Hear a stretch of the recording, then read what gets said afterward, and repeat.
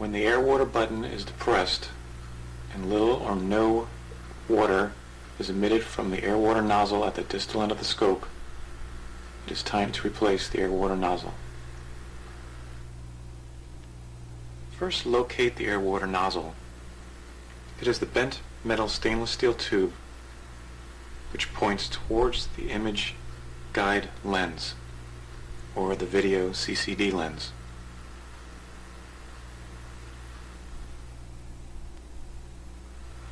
Using your X-Acto blade knife, carefully locate the opening hole which allows access to a metal set screw.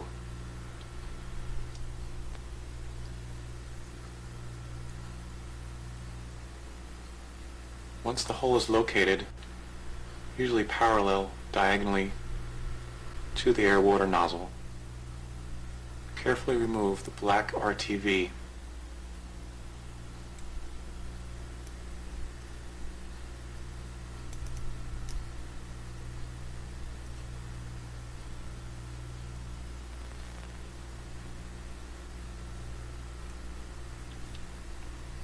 This allows access to the set screw. Using your number 1 screwdriver, unscrew the set screw counterclockwise to release the air-water nozzle from the distal end. Using your number 1 screwdriver, carefully pry out the air-water nozzle from the distal end.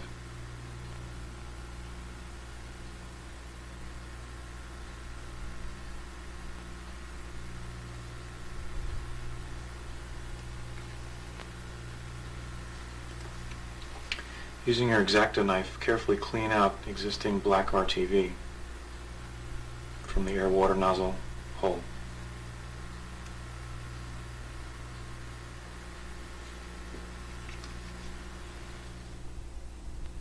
Using a very small gauge wire, carefully pass wire through a hole, cleaning out debris that may exist inside the air-water nozzle hole. Again, be very careful, do not puncture air-water channel.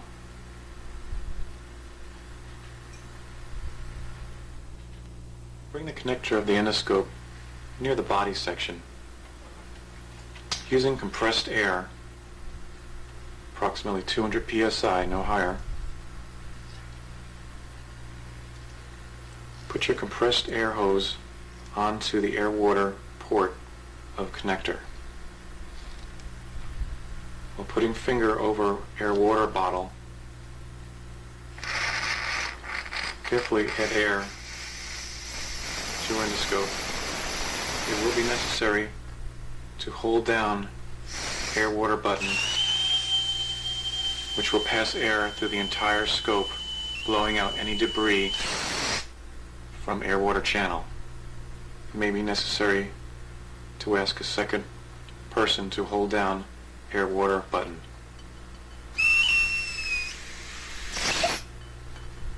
This should clear out air-water channel.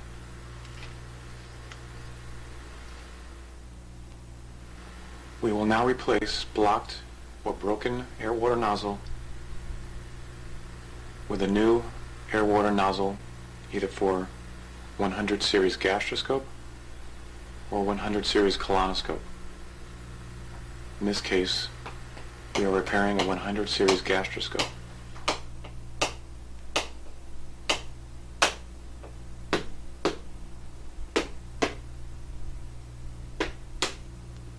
Using your RTV black, squirt a small amount of black RTV onto thin gauge wire.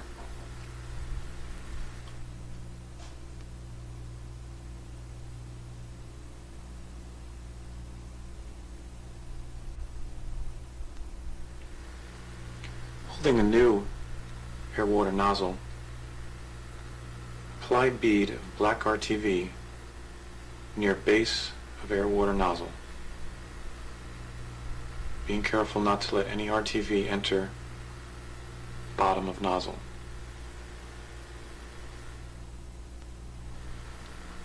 Slide in the new air-water nozzle into opening, being sure that nozzle is pointing over image lens. Push lens down as to flush with image guide and distal tip. Once nozzle is flush with distal end,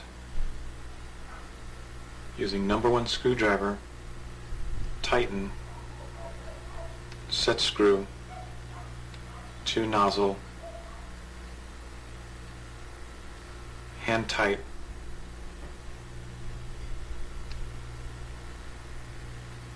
again making sure that nozzle is pointing over image lens.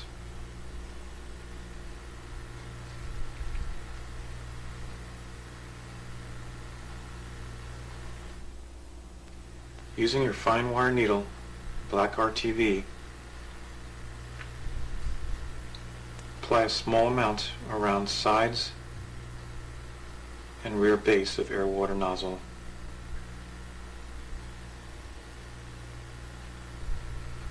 Be very careful not to let any black RTV enter through nozzle tip. Also use the remainder of black RTV to cover set screw hole. Be sure to fill hole entirely with black RTV.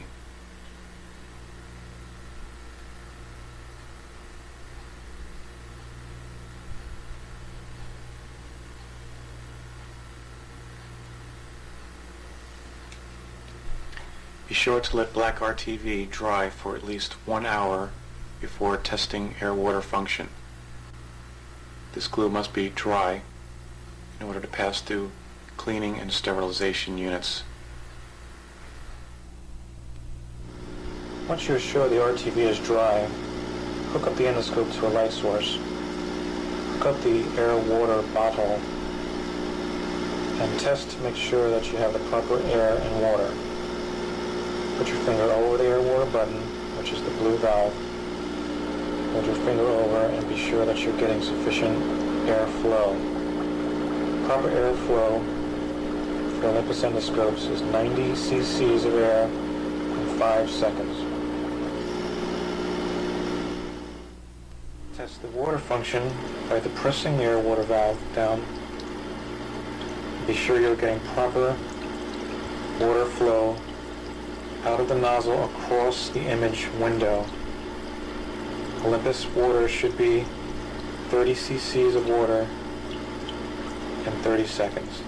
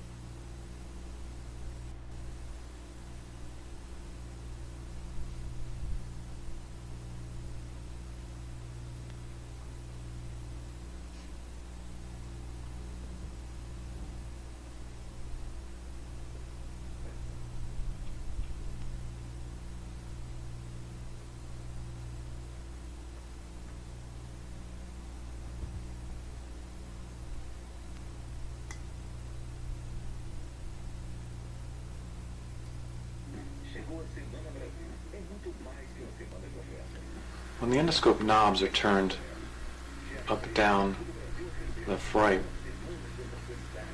and the distal end does not move each time these knobs are turned, it is time to adjust the play and the angulation.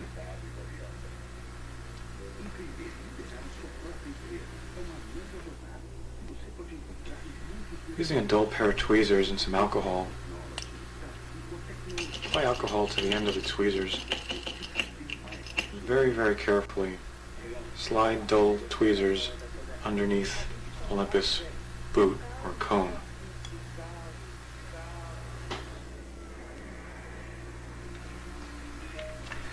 Apply alcohol around the entire diameter of the endoscope. Carefully twist off boot cone from body section.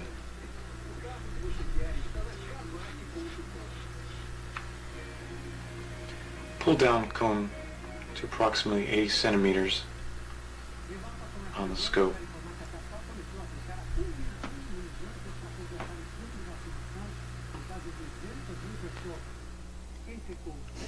If the cone or boot is very difficult to remove by hand, it may be necessary to use a pair of pliers with a soft rubber padding as not to scratch the boot cone. It may have to be removed in this fashion, again if it is too tight.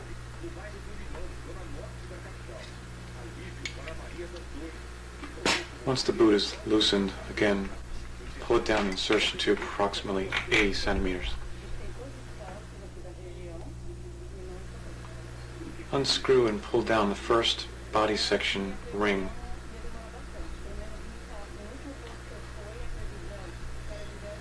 Pull this piece down, which includes O-ring, to the 80 centimeter mark on the insertion tube.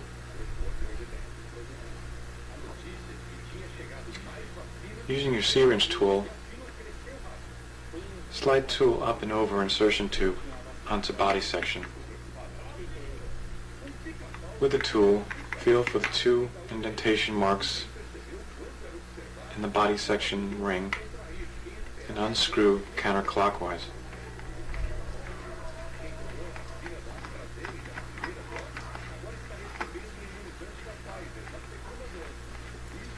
This will unscrew ring, enable to pull down the body control cover. Using a pair of heavy-duty tweezers, unscrew the biopsy port retaining ring.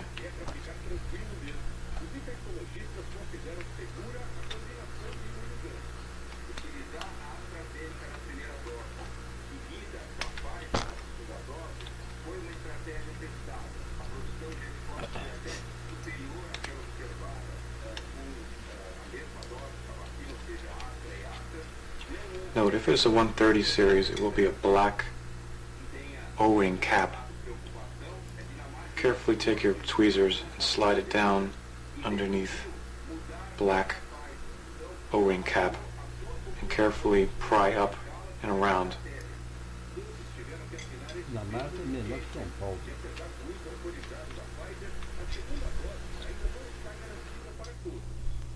Once ring is removed, again take your tweezers and remove the biopsy port locking key, which has a small indentation to fit in tweezers to be able to pull out and remove.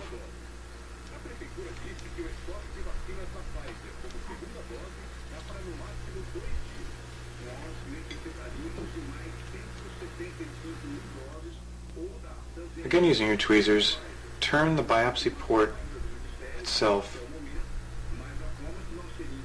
counterclockwise 90 degrees.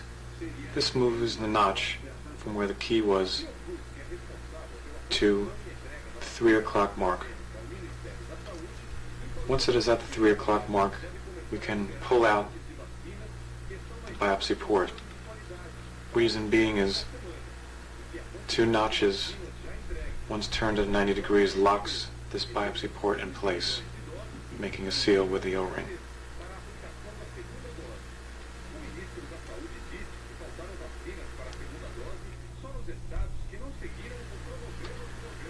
Once the receiving ring and biopsy port has been removed, we can now pull down the control body section. Carefully grasp the control body section midway, pulling down towards insertion tube. Be extremely careful when removing the body cover as not to pinch the light bundle and or video cable or image guide bundle underneath.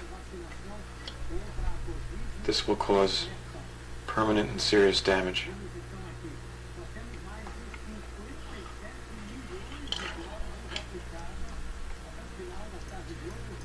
We have now exposed the angulation control assembly for adjustment. Now that we expose the angulation control assembly, we can now dismantle it to adjust the play and cables and the angles to manufacturer's angle specifications. First, remove 2 Phillips screws from rail assemblies.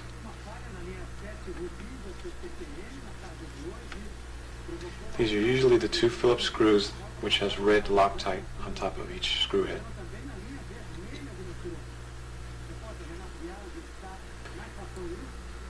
Be sure to retain all parts removed from body section for reassembly.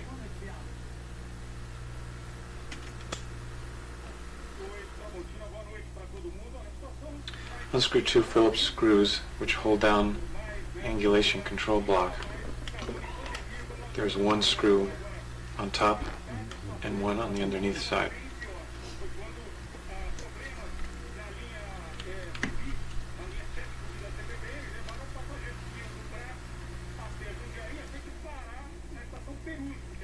Carefully turn over the instrument.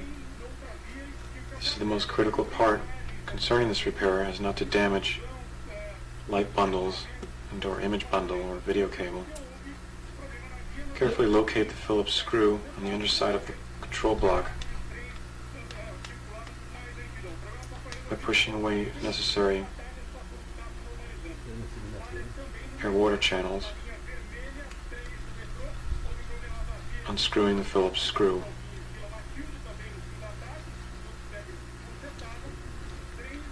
Also on this side, it may be necessary to push very carefully aside biopsy channel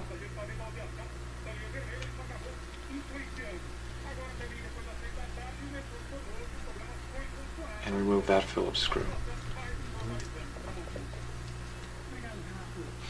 Turn the instrument back over.